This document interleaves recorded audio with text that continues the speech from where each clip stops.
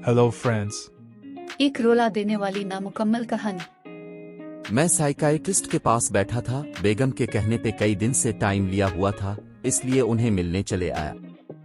क्या मसला है आपको? तफसील से जरा बताएं। मैं आंखें बंद किए चितलेटा माजी की तरफ सफर करने लगा और मेरी जबान से अल्फाज फूटने लगे। सब ठीक था। मैं अपने ऑफिस में मसरूफ रहता और नौशीन यूनिवर्सिटी में लेक्चरार थी।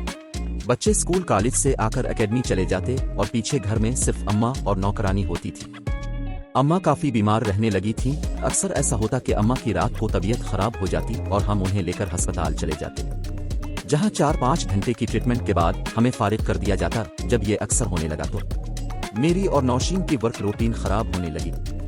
रातों को देर से जागने की वजह से हम दोनों मुतासिर हो रहे थे। उन्हीं दिनों एक दिन नौशीन ने मुझे कहा, सुनिए, अम्मा की वजह से हम दोनों को खासी परेशानी हो रही है। क्यों ना हम उन्हें ओल्ड एज होम छोड़ आए। ये सुनना था कि मेरे तन बदन में आग लग गई और मैंने गुर्राते हुए पूछा कि तुमने ये सोचा भी कैसे? जानती भी हो अबू की वफात के बाद अम्मा ने मुझे कैसे पाल पोस कर बड़ा किया। अब भी ना फौरन जज्बाती हो जाते हैं। मैं तो सिर्फ ये कह रही हूँ कि शहर में 20 ओल्ड एज होम हैं। हम किसी अच्छे से प्राइवेट ओल्ड होम का इंतखाब करेंगे जहाँ मेडिकल की भी सहूलियात हो, ताकि खुदा न खास्ता रात को तो हम यहाँ होते। अगर दिन में अम्मा की तबीयत बिगड़ गई तो क्या करेगी काम वाली नजमा? आप एक दफा मिसेस अब्बासी ने जो ओल्ड होम प्रोजेक्ट शुरू किया है वो देख आए। अच्छा, फिलहाल अपनी बकवास बंद करो और मुझे पढ़ने दो। मैं ऐनक सीधी की और फिर किताब पढ़ने में मसरूफ हो गया, लेकिन मेरा दिमाग बार बार मिसेस अब्बासी के बनाए ओल्ड एज होम की तरफ जा रहा था। अगले दिन इतवार था और सुबह ही सुबह मैं गाड़ी लेकर शहर के इस पोश इलाके की तरफ बढ़ गया जहां वो ओल्ड एज होम था। गाड़ी पार्क करके मैं इस शानदार और पूर शिकवा बंगले की तर्ज पे बनी इस इमारत में दाखिल हो गया, जहां मेरा इस्तकबाल पौधों को पानी देती मिसेस अब्बासी ने खुद किया।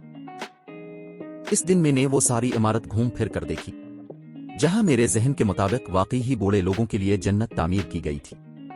साफ सुथरा माहौल, बड़ा सा सर सब्ज लान, पूर शिकवा डिस्पेंसरी जहां हर वक्त एक डॉक्टर तैनात रहता था, और ओल्ड एज होम की अपनी 2 एम्बुलेंसेस के अलावा वहां जिंदगी की हर सहूलत फराहम की गई थी। मिसेस अब्बासी से फीस वगैरह पूछी तो 14 तबक रोशन हो गए, लेकिन अम्मा के आराम के लिए मुझे वो मुनासिब लगे। अब सिर्फ अम्मा से पूछना बाकी रह गया था। रात को अम्मा के कमरे में दाखिल हुआ तो देखा वो बैठी बड़े बड़े लफ्जों वाला कुरान पढ़ रही थी। मैं कमरे में दाखिल हुआ तो उन्होंने सर उठाकर ऊपर देखा और मुस्कुराए। मैं चुपचाप पहलू में आकर बैठ गया। अम्मा का हाल अहवाल पूछा और फिर चुप। समझ ही नहीं आ रही थी कि बात को कैसे शुरू करूं। ये मुश्किल अम्मा ने खुद ही आसान कर दी। क्या हुआ बेटा, परेशान लग रहे हो? जी बस आपकी वजह से ही परेशानी थी। कैसी तबीयत है अब? मैं ठीक ठाक तो हूँ। मुझे क्या होना, बस ये कमबख्त मारा ब्लड प्रेशर ऊपर नीचे होता रहता है। अम्मा, एक मशवरा करना था आपसे। बोलो बेटा। अम्मा, मैं एक जगह देख कर आया हूँ। मैंने हकलाते हुए बोलना शुरू किया। वो आपकी रिहाइश के लिए बहुत मुनासिब है। वहां मुझे ये परेशानी नहीं होगी कि आप घर में अकेली हैं या आपकी तबीयत तो ठीक ठाक है। वहां डॉक्टर 24 घंटे मौजूद रहता है, माहौल भी साफ सुथरा है। अम्मा के चेहरे पे रक्सा मुस्कुराहट थम गई थी। एक दफा माथे पे बाल पड़े और फिर मुस्कुरा दीन। बेटा, मुझे भी काफी दिन से महसूस हो रहा था कि मैं तुम लोगों को काफी डिस्टर्ब कर रही हूँ। ठीक है, कोई मसला नहीं। जैसे मेरा लाल खुश वैसे मैं खुश।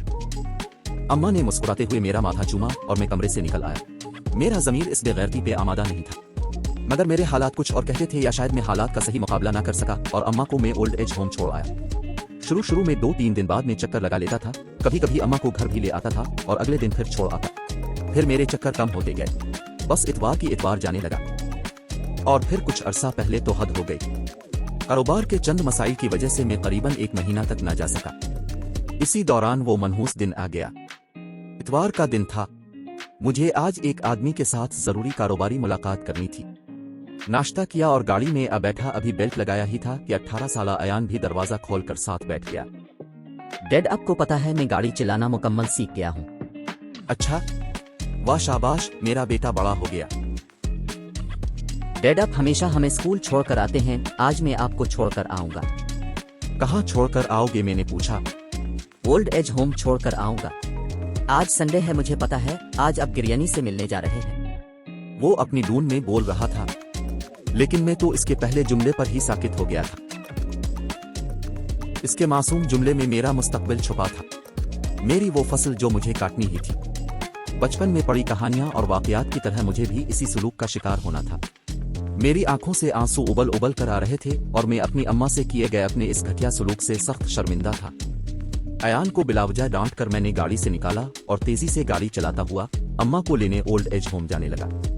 ओल्ड एज होम पहुंचा तो दूसरी बिजली गिरी के कुछ देर कबल ही अम्मा हार्ट अटैक से फौत हो चुकी थी और मेरी मुआफी ओ तौबा के सारे दरवाजे बंद हो गए थे। डॉक्टर साहिब, तब से मैं इंतहाई चिड़चिड़ा हो चुका हूं। कारोबार में दिल नहीं लगता। बिलावजा बच्चों और मुलाजमों को डांटता रहता हूं। अक्सर छुट्टी वाले दिन सारा दिन कब्रिस्तान में अम्मा के सरहाने बैठकर उनसे मुआफी मांगता रहता हूं। न घर में दिलचस्पी रही न कारोबार में। अब बताएं, क्या इस बेसुकूनी, बेआरामी और इस ज़मीर का कोई इलाज है जो जागा भी तो बाद में, जब बहुत देर हो चुकी थी। काफी देर तक मैं चुप रहा लेकिन डॉक्टर की आवाज ना आई। आंखें खोली, उठकर डॉक्टर को देखा तो वो सर नीचे किए बैठा रो रहा था। डॉक्टर साहब, मैं दोबारा बोला तो उसने सर उठाया और आंखें साफ करके बोला, इसके अलावा इस बेसुकूनी का कोई इलाज नहीं है। अल्लाह से तौबा इस्तिग़फार करते रहा करो, नेक काम करो ताकि वो तुम्हारे माँ बाप के काम आए और शायद तुम्हें सुकून मिल जाए। ये कहते हुए इसकी हिचकियां बंध गईं और गुलूगीर आवाज में फिर बोला, मैंने एक जरूरी काम से जाना है, अब चले जाएं। ये कहते हुए इसने अपना मोबाइल उठाया और मुलाजिम को बोलाकर क्लिनिक बंद करने का कहने लगा। अरे डॉक्टर साहिब, इतनी इमरजेंसी में आप जा कहाँ रहे हैं? मैंने पूछा तो उसने मुंह कर जवाब दिया, ओल्ड एज होम, बाबा को लेने। डॉक्टर ने ये कहा और घूमकर राहदारी में गायब हो गया। Dear friends, if you like this video then please like and subscribe. Thank you.